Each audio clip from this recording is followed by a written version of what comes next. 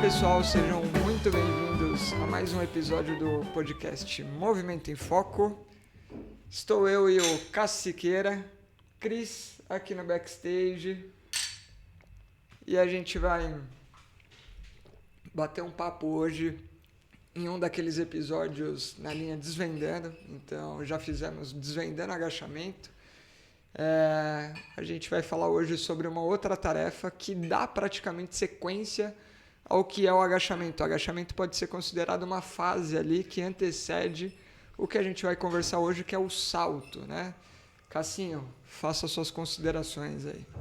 Pô, achei que a gente ia falar de salto alto, não era isso? Ah, putz, verdade. Piadinha de besta. Cara, então, quem não ouviu, vá ouvir antes de seguir aqui, vai ouvir o episódio sobre o agachamento, porque os meninos deram uma aula lá sobre o que é o agachar, o que pode dar errado, né, a forma de fazer corretamente. E como o Franco disse, o agachamento é algo essencial no salto. O salto vai ser uma atividade, basicamente, que ela é feita a partir da postura em pé, e que você precisa acelerar seu corpo verticalmente a ponto dele decolar, de ter uma fase aérea vertical para cima, decolando. Essa é a essência do salto. Depois que você tirou os pés do chão decolando verticalmente, aliás, junto a isso você pode saltar em outras direções, pode saltar para frente, para trás, né, fazer outros saltos em outras direções também, mas se não tiver o componente vertical não é salto. Então você precisa gerar essa força de acelerar seu corpo verticalmente a ponto de saltar. Não sei se já é um spoiler, mas o salto em si é a parte fácil do negócio. Spoiler. Então deixa... Já a gente fala de qual é a parte difícil, então. Mas legal. E acho que faz sentido realmente, se você pegou agora e não ouviu o episódio anterior, que é agachamento, volta lá, porque lá a gente fundamenta muitas outras coisas a respeito de sustentação, a respeito da ação propulsora de membros inferiores, que é preservada no salto. E aí eu já vou dizer o porquê que é preservada, né? Justamente por você partir da postura em pé para gerar uma propulsão suficiente para empurrar o chão e gerar uma fase aérea por consequência, a gente vai precisar da ação extensora dos membros inferiores, e para chegar nessa ação extensora você tem que partir de uma flexão, ou seja, se você está em pé estendido, você vai ter que agachar. Se você estiver na pontinha dos pés, a lá bailarina, não tem como saltar. Não tem como saltar. Você já esgotou seu potencial aí extensor. Já está com todas as articulações estendidas. Como é que você vai estender para te acelerar para cima? Não dá. Então, logicamente, você tem que partir de uma flexão para acelerar em extensão. E aí o ponto importante é que o agachamento que a gente conversou no último episódio, ele acaba participando aí da preparação para o salto, né? Então, a gente pode... imagina o vídeo de alguém saltando, correndo ao longo do tempo. Você vai ver um momento que ela está estática, você vai ver um momento de preparação que vai ser uma descida em direção ao agachamento. Depois a gente pode até falar o quanto agacha, se é mais, se é menos, o que vai determinar isso, ou o que deveria determinar isso. E aí depois você vai ver uma subida, uma fase ascendente, fase propulsiva, que aí isso é o que a gente chama de salto realmente. Decolou, fez a fase aérea ali do salto, a gravidade uma hora vai ganhar de você. E aí ela vai ganhando, vai te trazendo de volta para o solo. Nesse momento é a aterrissagem do salto, né? E aí a gente consegue diferenciar esses componentes aí com muita clareza, e o agachamento é o que antecede essa tal da fase aérea, né? Isso. Então, no episódio sobre o agachamento, os meninos falaram do ato de agachar e do ato de voltar para vertical, né, voltar a ficar de pé. Então, a força que a gente faz para saltar é exatamente a mesma força, a mesma ação que se faz para sair do agachamento e voltar para a posição vertical. Qual é a diferença?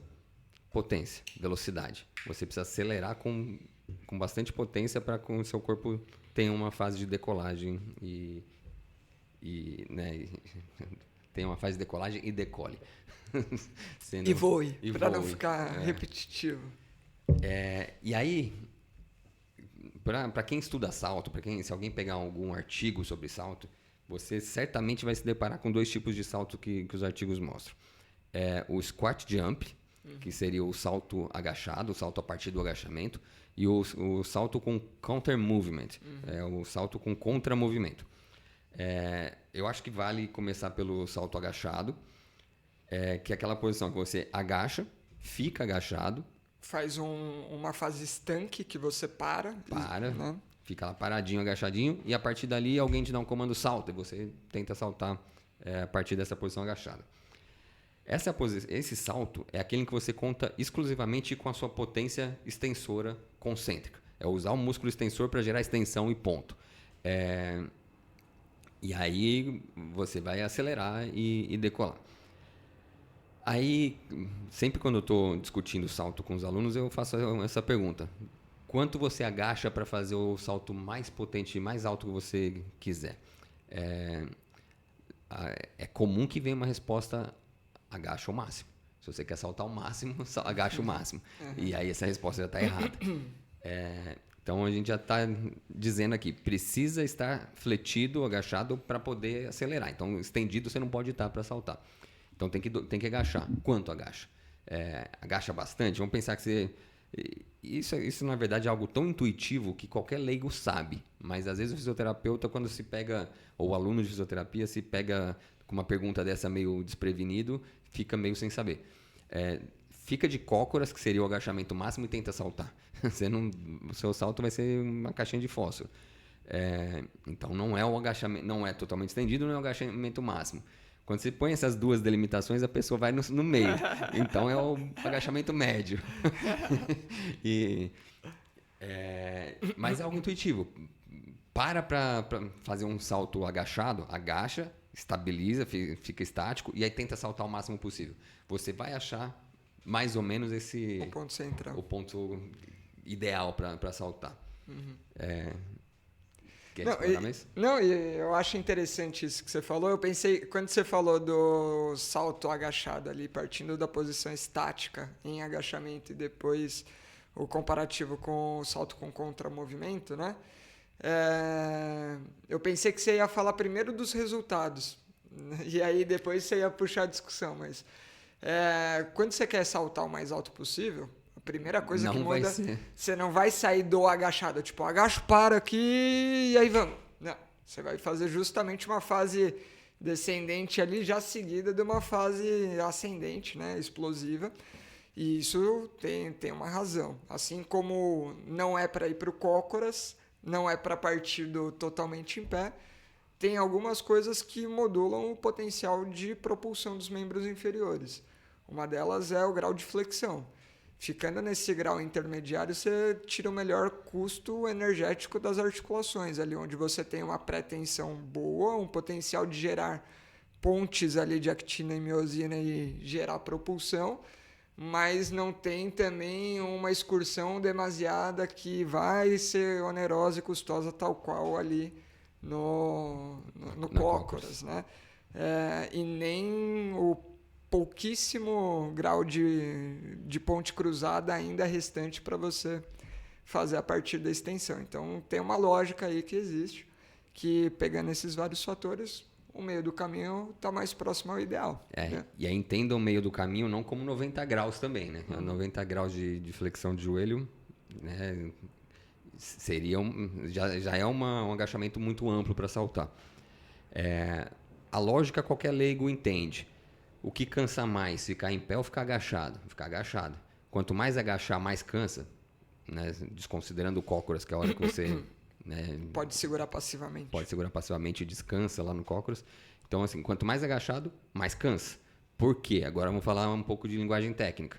Porque quanto mais você agacha, maior o braço de alavanca da força-peso. Então, maior o torque flexor dessa força-peso. Então, quando você está de pé, essa força-peso só está apertando o seu fêmur contra a sua tíbia e sua tíbia contra seu talos e assim por diante. Então, está fazendo compressão. Mas essa força-peso não está tentando dobrar suas articulações. Quanto mais você agacha, maior o braço de alavanca, maior o torque flexor. E maior o torque resistente que você tem que fazer para se opor a ele. Então, quanto mais agachado, mais força você vai ter que fazer simplesmente para não cair.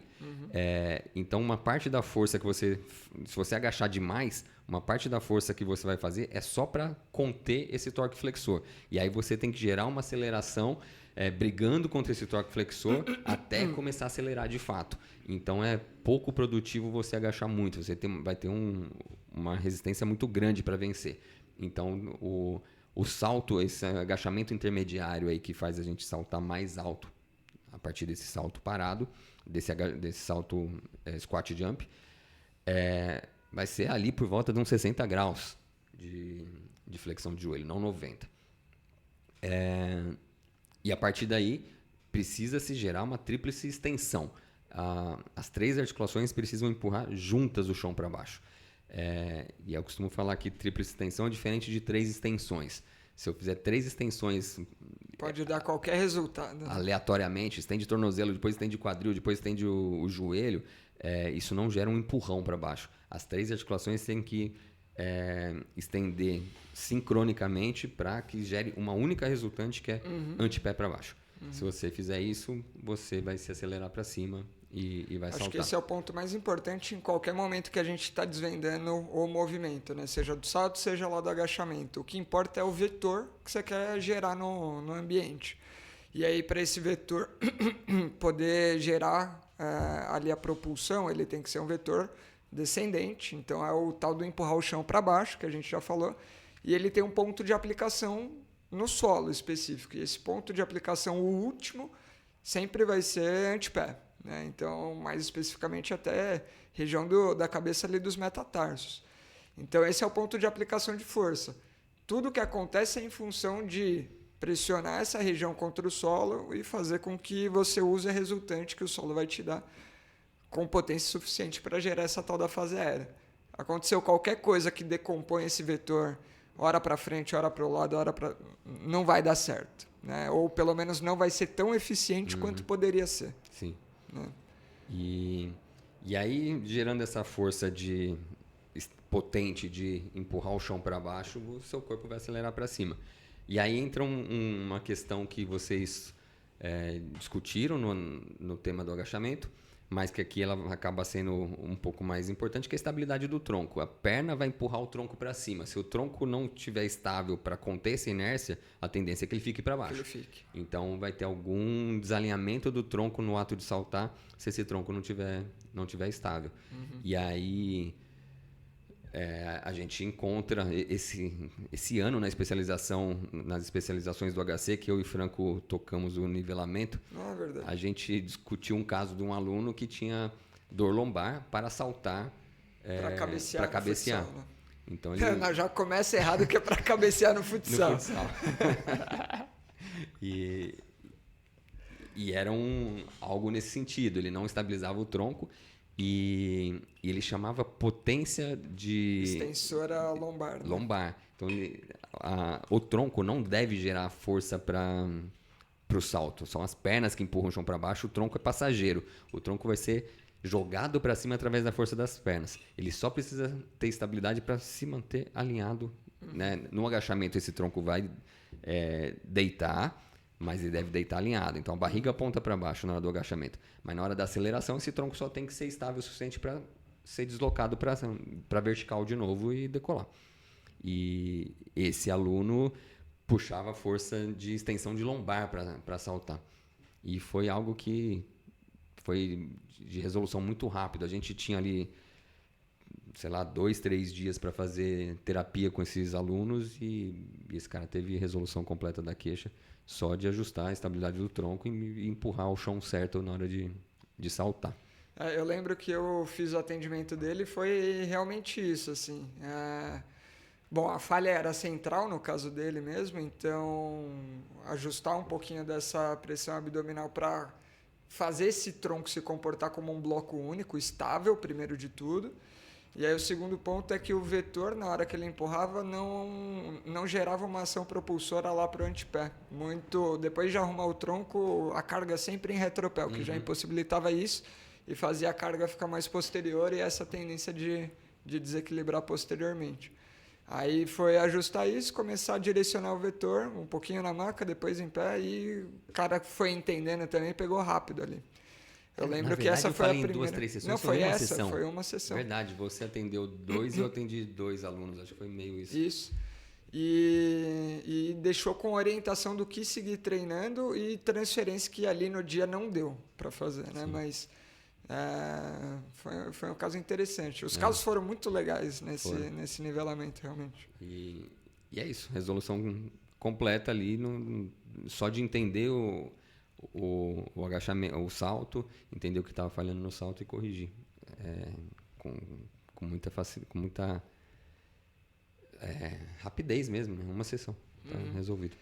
E vamos lá, a gente falou do salto estático partindo da flexão, então o que diferencia ele do salto com contramovimento? Qual que é a vantagem de ter o contramovimento? Se é que tem, né? Só finalizar esse assunto, como a gente falou de lesão, é muito raro que o paciente tenha queixa no salto, na fase de aceleração. São poucas vezes que você tem um atleta que chega com queixa relacionada ao salto, que isso esteja na fase de salto realmente, de aceleração para cima. Então esse é um caso interessante. Eu lembro de um outro que tinha dor no ombro para saltar. E aí era na fase era um jogador de vôlei com dor no ombro. No ato você pensa, a dor é para atacar a bola. Não, era para saltar. E era na fase de propulsão mesmo. Mas depois acho que depois a gente pode pensar em outros elementos que envolvem o salto para a gente discutir esse caso. Contramovimento. Agora a gente está falando de pliometria, né? Que a definição é um ciclo excêntrico-concêntrico. Você precisa primeiro fazer uma ação excêntrica e encadear essa ação excêntrica com uma concêntrica na sequência, e aí essa ação pliométrica ela é mais potente do que se fosse simplesmente uma ação concêntrica isolada. Ou seja, o agachamento, o squat jump, que você está lá agachadinho e salta. Fez só uma força concêntrica, você não vai tão alto como a pliometria, que você agacha fazendo excêntrico e já salta imediatamente fazendo concêntrico. Na linguagem popular, isso também é muito intuitivo, que é a pessoa falar, você perguntar para qualquer leigo, você vai mais alto se você ficar agachadinho e tentar pular, ou se você pegar um impulsinho antes, abaixar e depois pular? Todo mundo sabe que se você der aquela baixadinha antes, você salta mais alto. E por que isso acontece? A fase excêntrica, ela ajuda a disparar o reflexo miotático. Então, o músculo está sendo alongado, então o fuso neuromuscular detecta esse alongamento e ajuda a recrutar mais músculo. Mas, mais importante que isso, o estiramento do tecido conjuntivo. Então, armazena energia elástica nessa fase excêntrica e a hora que esse tecido conjuntivo der o rebote, né, você esticou ele, armazenou energia elástica, ele vai voltar. Se você usar a sua força concêntrica nessa hora, a sua força concêntrica se soma a esse rebote elástico e você vai mais alto. Legal. Então, agora que você falou disso, vamos voltar para um outro episódio de podcast que a gente falou sobre tendão e tendinopatia. Mas o tendão é tecido conjuntivo e a gente não falou que ele era rígido. Então, que tecido conjuntivo é esse que a gente está falando que tem uma capacidade elástica um pouco maior? Eu falo? Fala, Você levantou, eu corto. Então, a gente está falando de todo o tecido conjuntivo muscular ali, que envolve endomísio, perimísio, epimísio. Isso é interessante porque eu vejo que no raciocínio de quem é da área vai entender o tendão como tendo esse comportamento. E esse não é o comportamento primário do tendão, é muito mais do conjunto de fáscias ali, né? Então, endomísio, perimísio, epimísio, que envolvem o músculo que vai ser solicitado. Sim. Então, esses músculos que trabalham em pliometria, especialmente os músculos extensores dos membros inferiores, eles têm essa característica de trabalhar como mola. Então, a pliometria tem essa cara de mola. Que você vai pôr tensão nela e ela vai devolver essa tensão. A unidade miotendínea, músculo mais tendão, tem esse efeito de mola. O tendão não. O tendão foi feito para ser mais rígido mesmo. Então, a pliometria, ela depende desse ciclo excêntrico-concêntrico e aí vai ter algumas variações. Então, costumo perguntar para os alunos. Então, no squat jump, você vai achar um salto máximo ali por volta dos 60 graus de flexão de joelho. E na pliometria, é a mesma coisa? Ou você agacha mais, agacha menos? E nessa hora, todo aluno também fica com dúvida. Vixe, não sei, agacha mais, agacha menos. Considerando que quanto mais você agacha, mais você tem que brigar com o torque flexor, agachar menos é vantajoso. Só que se você agacha menos, você tem menos amplitude para acelerar para cima. Aí entra a vantagem da pliometria. Você consegue potência extensora sem agachar tanto. Então, na pliometria, é possível agachar menos e ter mais potência extensora. Entra aí algumas variáveis. Velocidade. Se você agacha e faz o excêntrico lentamente, você está armazenando menos energia elástica e já na própria descida, se ela for muito lenta, você já está dissipando essa energia. Então, agachar lentamente não serve muito. Mas se você agacha muito rápido, você também põe uma carga maior no aparelho extensor, você vai ter que frear essa descida. Isso que eu ia falar, você precisa de uma atitude mais rígida, né, para conter a velocidade da descida do que então teria você vai gastar essa energia e esse componente elástico freando descida, e aí sobra pouco para subir. Então tem uma sutileza ali no timing, no timing e como essas duas variáveis vão se comportar, amplitude e velocidade. Se você desce mais lentamente, você vai precisar descer mais. Se você desce rápido, você pode descer menos. Só que se você desce rápido e muito, você vai gastar toda a energia freando essa descida e não vai sobrar nada de componente elástico para te jogar para cima de novo. Então, aí entra a especificidade. Se é um esporte que te requer mais agilidade nessa tomada de decisão, você vai gastar...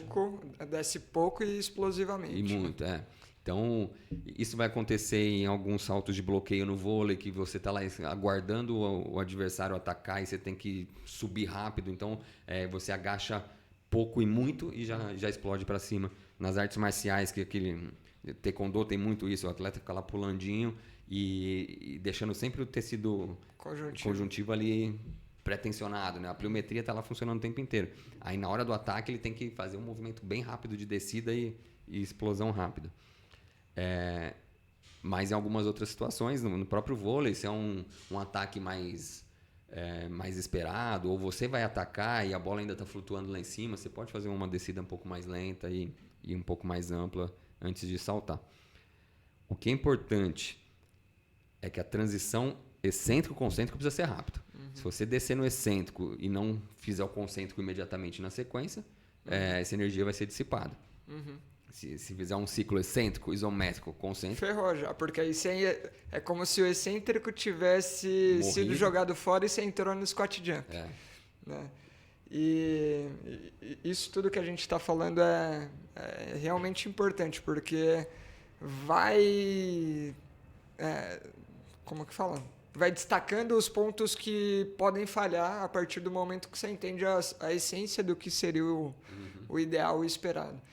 E uma outra coisa que acho que dá para adicionar aí no contramovimento, o quanto vai agachar também depende de qual que é a situação ali do que você tem que frear, como você já disse. Então imagina você vindo da sua própria altura para saltar, você vindo de um step para saltar, você vindo de um caixote para saltar e vindo de um caixote maior.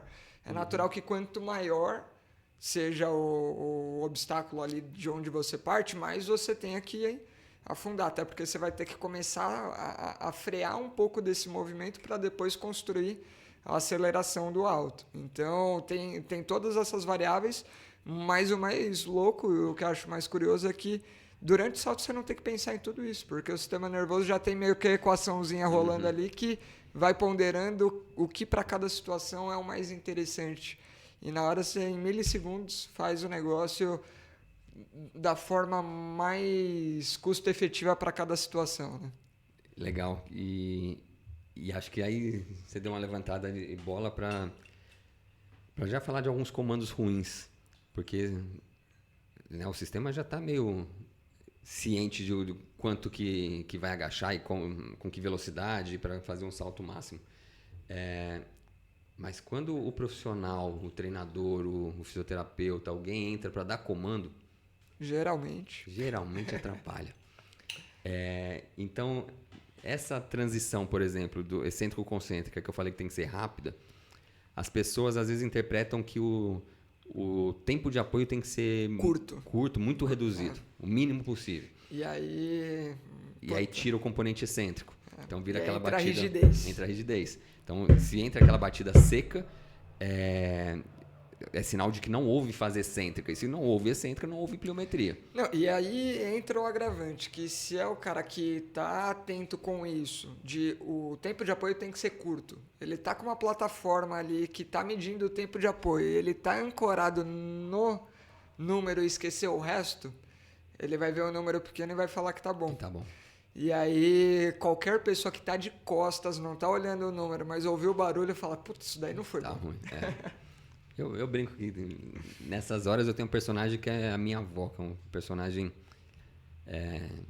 semi-fictício. Ela é o filtro. Ela é o filtro da qualidade. Porque a minha avó, isso é verdade, minha avó estudou só até a 4ª série.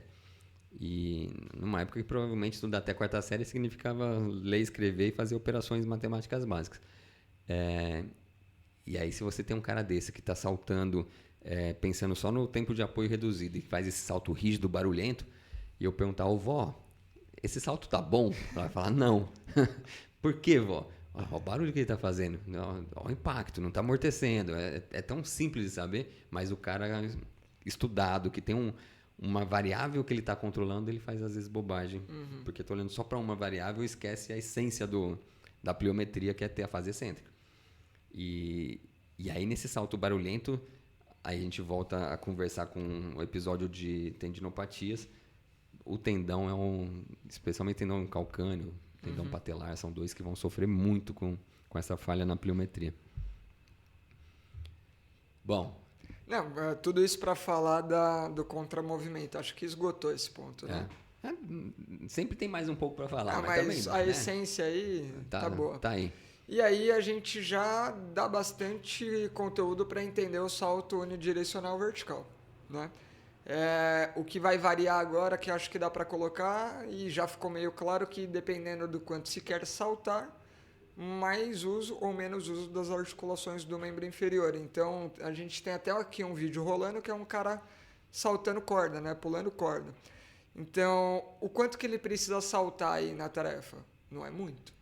É o suficiente para a corda passar por debaixo dele no timing certo. Então, tem mais uma questão de timing e ajuste do que de altura, de amplitude, né? Na hora que ele vai fazer isso, qual articulação resolve isso? Cara, o tornozelo resolve sozinho, se quiser. Né? Então, você não precisa de muito.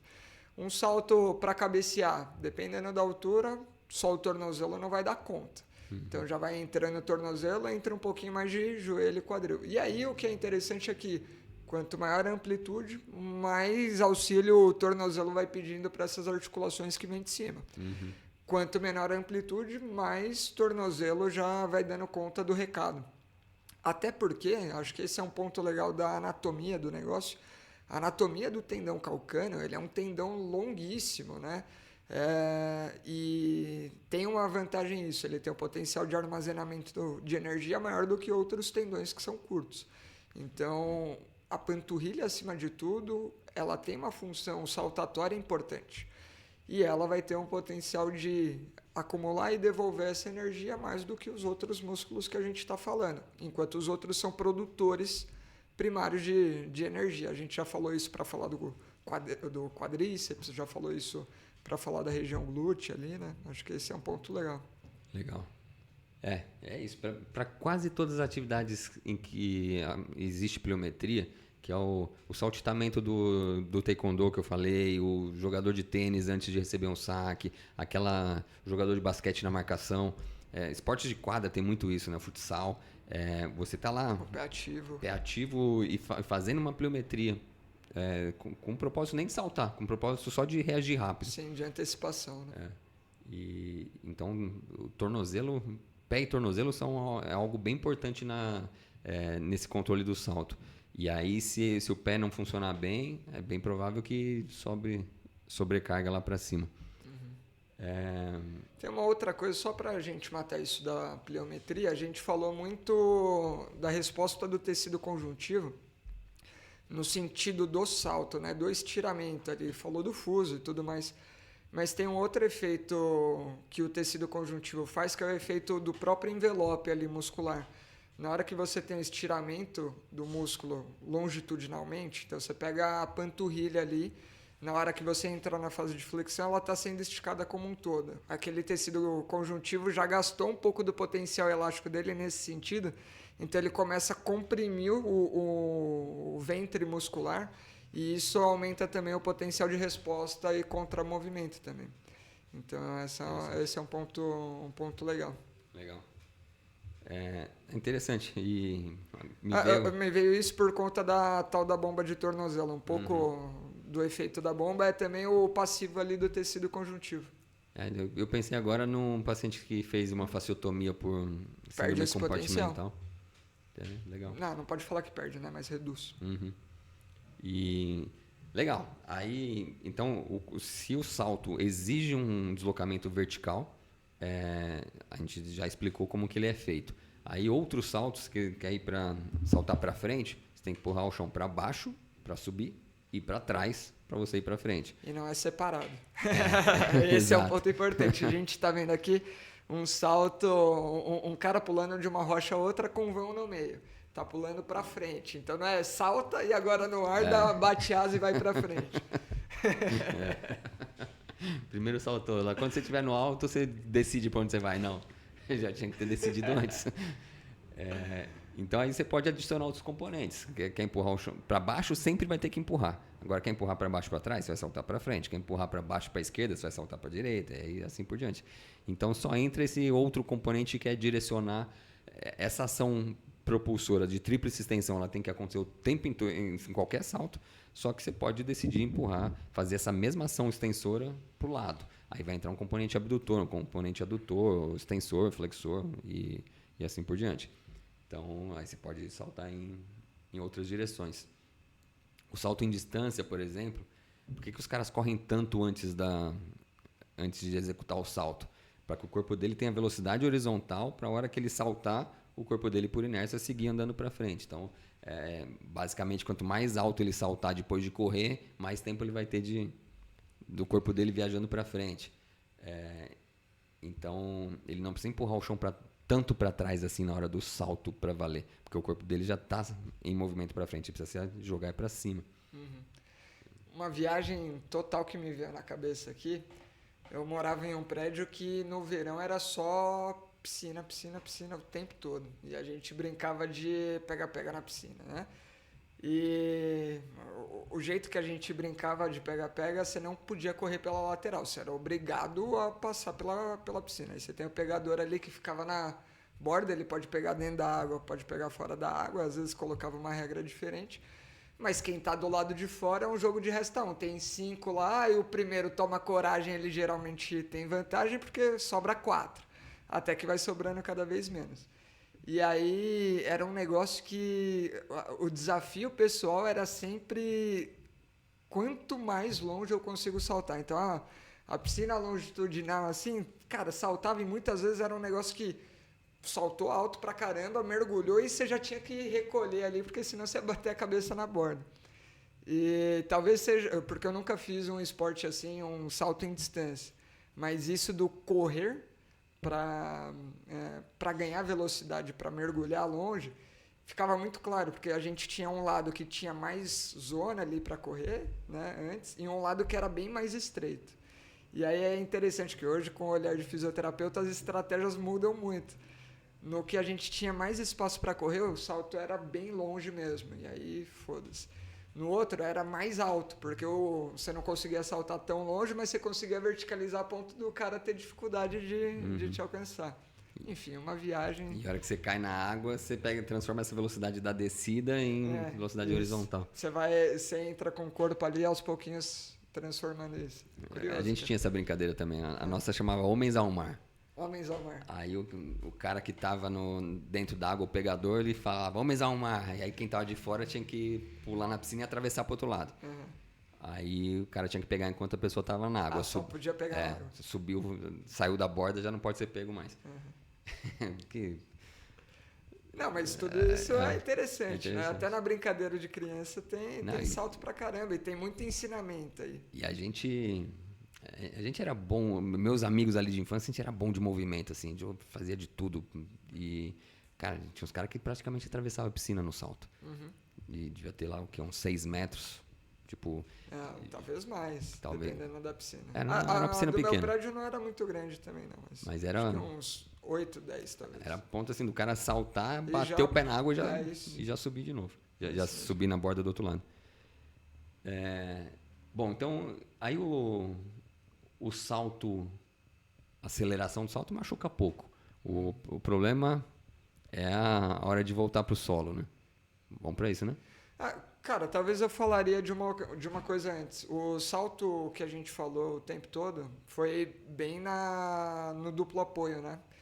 E o salto que você citou, do salto em distância, ele é um salto vindo da corrida. Então, a fase final dele é unipodal, né? E aí, quanto mais a gente vai jogando para os esportes multidirecionais, maior a tendência desse salto vir com uma dominância, pelo menos, né? Então, o cara que vai para o bloqueio do vôlei, ele vai vir de um deslocamento lateral, às vezes até uma passada cruzada. Ele vai ter o duplo apoio ali, né, para fazer, mas você tem uma dominância, uma perna que vai acelerar um pouquinho mais, uma outra que vai acelerar um pouquinho menos. Mas nessas modalidades de salto em altura, salto em distância, aí você vai ter uma dominância completa. É um lado que vai saltar. Handball, basquete. O handball, basquete. É um lado ali que vai executar e às vezes também vai ser um único lado que vai receber, ou pelo menos recebeu a carga inicial. E aí acho que dá para seguir para a recepção mesmo. E o que muda sendo bilateral, bipodal ou unipodal? Estabilidade unipodal. E aí a gente vai ver bastante gente que na hora de saltar numa perna só, deita muito tronco, desbalança a pelve. Então, mais problemas de plano frontal, especialmente, vão acontecer. Joelho valgo. Então, é mais fácil, por exemplo, valgizar o joelho dinamicamente no salto unipodal do que no bipodal. Bom, saltou, acelerou, subiu. Lá em cima você faz o que você quiser. Reza pra dar certo. Na hora que você está no alto, você pode dar um mortal, pode abrir as pernas, fazer um espacate. Aí o pessoal da acrobacia vai ter milhares de movimentos para fazer lá em cima. E você está no alto, está livre para fazer o que você quiser. O problema é na descida. E aí, a hora que você está chegando no chão, é o momento onde pode se machucar. É importante entender, a ação sempre foi contra a gravidade. Então, na hora de subir, você quer vencer a gravidade empurrando o chão para baixo e acelerando seu corpo para cima. Na volta, o seu corpo está acelerando a favor da gravidade, chegando no chão, você tem que frear isso. Então, a sua ação continua sendo contra a gravidade, continua sendo empurrar o chão para baixo para que seu corpo, num primeiro momento, deixe de ir para baixo para depois voltar para cima. Então, continua sendo uma ação extensora, continua sendo uma ação de tríplice extensão. A diferença é que agora é excêntrica. O músculo extensor vai contrair, mas o movimento vai acontecer de flexão, de freio. E é muito parecido com o pré-salto lá que a gente falou, né? Com a diferença de ter um potencial que você vai ter que frear muito maior do que lá no início, né? E aí o que o Franco já tinha falado, o tornozelo, ele é o principal componente ali que vai fazer a mola. Então, isso é um negócio que gera muita confusão. Se a ação que eu vou fazer contra o solo é extensora, excêntrica, qual é a melhor posição de chegada? Estendida? Porque o movimento que vai acontecer é flexão. Então, eu devo chegar estendido para... Quanto maior o potencial que eu tenho para sair da extensão e chegar na flexão, maior a minha capacidade de freio, né? Isso. Então, tem que chegar estendido para ter toda a amplitude necessária para fletir freando. E além do mais, lembra a história do braço de alavanca? Se eu estou 100% estendido, a força-peso está passando bem próximo do eixo articular, então não gera torque. flexor. Se eu chego agachado, eu chego com a velocidade de descida, o meu peso, mais a velocidade de descida e o torque flexor. Então, a briga é muito grande se eu já começo a frear a descida agachado. É muita desvantagem. Muita desvantagem. E fora que se você já está agachado, a sua articulação já está fletida, sobra pouca amplitude para fletir. Você tem que resolver mais rápido. Você tem mais carga para frear e mais rápido tem que ser esse freio. Então não é vantagem cair, já tocar o pé no chão agachado. Então a melhor forma de aterrissar é chegar totalmente estendido. O que não significa que você vai permanecer totalmente estendido. E nem, muito menos hiper estendido. Sim. Porque, às vezes, para quem ouve isso, fica aquela sensação de, então, vai ser aquela batida seca. Não, ao contrário. Você vai chegar estendido justamente para poder dobrar e absorver. E, por incrível que pareça, existem estudos científicos recomendando chegar no chão já semiflexionado e, ao agachar, jogar o peso para trás. Bem no sentido do que vocês discutiram sobre agachamento, de proteger o joelho de avançar para frente, vira um comando ruim de jogar a bunda para trás. Cara, eu lembro muito bem quando a gente fez aquele estudo, que foi do questionário, que aí eu fui voltando na literatura, eu cheguei no tal do estudo lá do tronco, que era basicamente mostrando que agachar reto exigia naturalmente maior flexão do joelho, e se você tivesse participação do tronco, que aí o que vai chamar de tronco não é tronco, né? É flexão de quadril, mas o visual é o tronco deitando, né, para frente. Simplesmente vai fazer a divisão das 3 articulações. Só que aí o foda é quem interpreta aquilo e tira a conclusão de que, não, então para deitar o tronco à frente, você tem que jogar o quadril para trás e já vira aquela bagunça. Aí eu desisto. E aí, por que é importante entender que a gente sempre está brigando contra a gravidade? Em nenhum momento a intenção da pessoa que está aterrissando tem que ser ir para baixo. Sim. O seu corpo já está descendo, o seu corpo já tem velocidade para baixo. Qual a sua intenção? Ir para cima.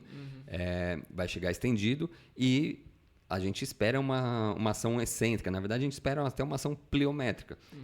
Você vai chegar estendido, fazer o excêntrico e... ricochetear ali, voltando a subir. Normalmente é isso. Você simplesmente frear e deixar a pliometria acontecer, seu corpo vai subir de novo.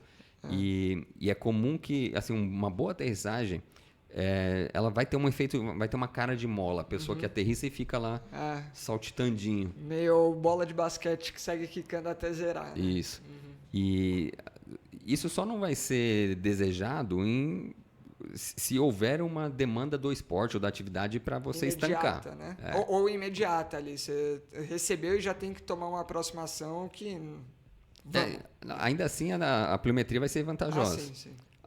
Mas assim, a ginástica artística, quando você vê a Rebeca Andrade aterrissando do duplo twist macarpado lá, e ela tem que estancar no solo, porque ali é uma demanda do esporte, ela precisa, e isso só é possível ela estancar, porque o tablado vai frear para ela. Então, o tablado tem um amortecimento. Quem não sabe, tem mola ali embaixo, gente.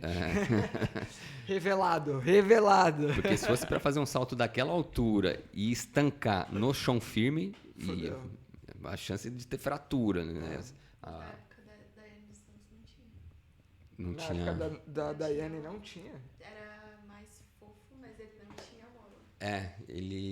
Mas tinha esse amortecimento, né? Ele não te jogava tanto para cima. Pequena, tanto que ela teve umas lesões bem bizarras de joelho. Eu não sabia que era tão recente assim, não. Eu pensei que já vinha de um tempo. O solo da ginástica artística sempre foi meio fofinho, assim. Mas acho que agora joga mais. Né? Mas pensa o Zanetti fazendo argola, dá lá na saída, ele dá o mortal e cai. Também tem a exigência para ele de estancar o salto. Aliás, Cris, você está com o microfone para você e você falou fora do microfone. Como é que o Zanetti vem daquela altura da argola e estanca no chão? Porque tem colchão embaixo, o colchão freia para ele. Que é a mesma história que a gente pode trazer pro futevôlei ou esporte de areia, né? Você consegue jogar pro ambiente fazer um pouco daquele freio por você. No futevôlei, a areia dissipa essa energia e aí o músculo faz pouco excêntrico.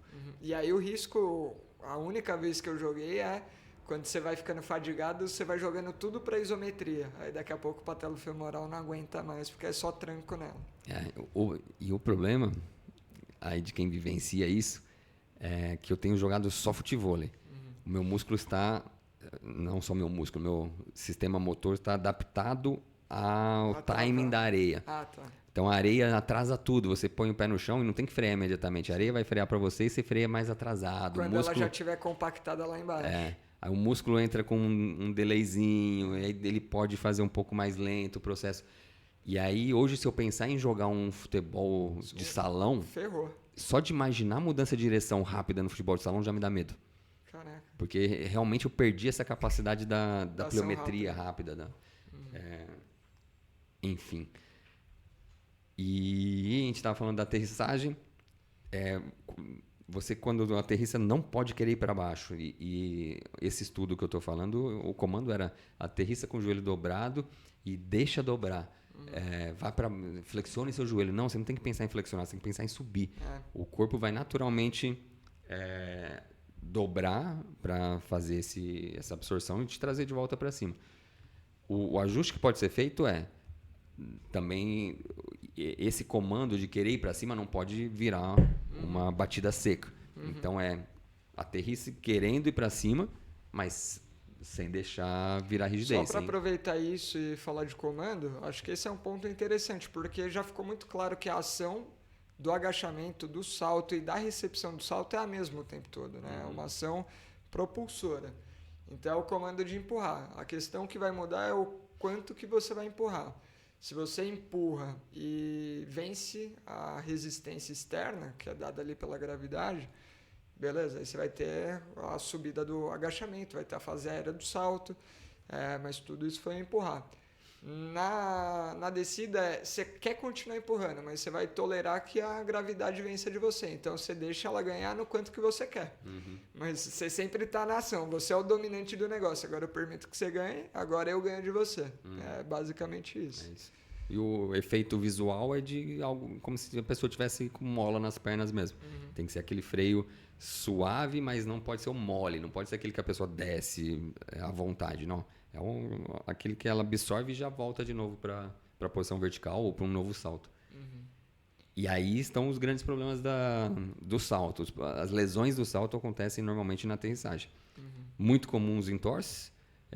Esporte como vôlei, basquete, o entorse pisando no pé do adversário é muito comum. Mas às vezes sem contato também, especialmente o problema vai estar na aterrissagem, mas às vezes ele começou lá no salto. Se a pessoa já saltou desequilibrada, aquele tronco instável que a gente falou, na hora do salto o tronco não está firme, balança para os lados, aí na aterrissagem pode ser que o preço disso seja um entorse de joelho ou tornozelo. Então são lesões comuns na aterrissagem. Mas todas as lesões tendíneas de aparelho extensor, então lesões do aparelho extensor de joelho, lesão de tendão calcâneo, são também comuns. Aí normalmente lesão de microtrauma, lesão de overuse. E na ocorrência de desvios de plano frontal, joelho valgo, joelho varo, aí você pode ter potencializar os problemas de aparelho extensor do joelho, mas também entrar aí com pata de ganso. E no extremo ali da instabilidade, uma lesão articular mesmo, né? Que aí pode ser desde um valgo que gere realmente uma entorse, e aí tem uma lesão ligamentar, ou então, às vezes, um estresse que é articular, que a cartilagem vai sofrer, mas que o dano, às vezes, da cartilagem resulta também no trauma do osso subcondral. E aí você tem um edema ósseo ali por conta desse impacto, uma lesão espelhada, né? Que geralmente você vê o mesmo padrão de lesão na tíbia e no fêmur. E um ponto que vem da recepção ali de carga na aterrissagem é que dependendo do quanto de energia foi produzida antes, talvez só a ação de membro inferior não vai ser o suficiente. E aí a gente consegue lembrar bem disso em um esporte, né? Numa atividade como o parkour. E aí, ou o skate, né? O skate vai ter muito disso. Naquela hora que a manobra não deu certo, não encaixou, vai ter que abortar ali. Se você tentar ir com a perna no chão, não vai dar certo, o risco é muito grande de uma lesão articular, de um trauma, enfim. E aí é o famoso aceitar a queda e absorver com um rolamento, né? Em muitos momentos. Legal. No skate halfpipe, larga pro joelho. Então, desliza ali na joelheira. Cai ajoelhado e deixa deslizar. Nas Olimpíadas, a modalidade da fadinha lá, como ela chama? A Raíssa. Ali tinha muito, né? Vai saltar a escadaria. Na hora que aterrissa e não deu certo, cai e rola. Se não rolar, aí pode ter uma lesão mais séria, uma fratura ou alguns ralados mais bonitos também. Sim. Alguns dentes quebrados. Não, e a pior coisa, às vezes, é entrar com uma reação de proteção de membro superior ali, e aí, para ter uma fratura de punho, alguma coisa assim, fácil. Acho que é isso. Passamos por bastante coisa, né? Acho que é isso. Todo assunto não se esgota numa conversa de 40 minutos, 1 hora, mas acho que tem conteúdo pra caramba aí. Senão daqui a pouco o Teco o alarme toca. Não, o Teco já tá saltando. Daqui a pouco ele tá saltando por cima do portãozinho. Já. Olha lá, sabe que é com ele. Muito bom, pessoal. Um papo muito bom. Acho que por mais que seja um daqueles episódios que você tem que ficar ouvindo e visualizando o movimento, imaginando, a gente fez um baita esforço para deixar o mais claro possível e valeu a pena. Interage com a gente, ficou dúvida aí, não entendeu exatamente o que a gente disse, entra em contato no Instagram, alguma coisa assim, e a gente desenvolve mais. Manda o seu vídeo saltando que a gente analisa aqui, certo? Muito bom, pessoal. Mais uma vez, obrigado pela companhia de vocês, Cris, Cássio, baita papo. Nos vemos numa próxima aí e chupa Tio Pira que não esteve presente em um episódio top. Perdeu.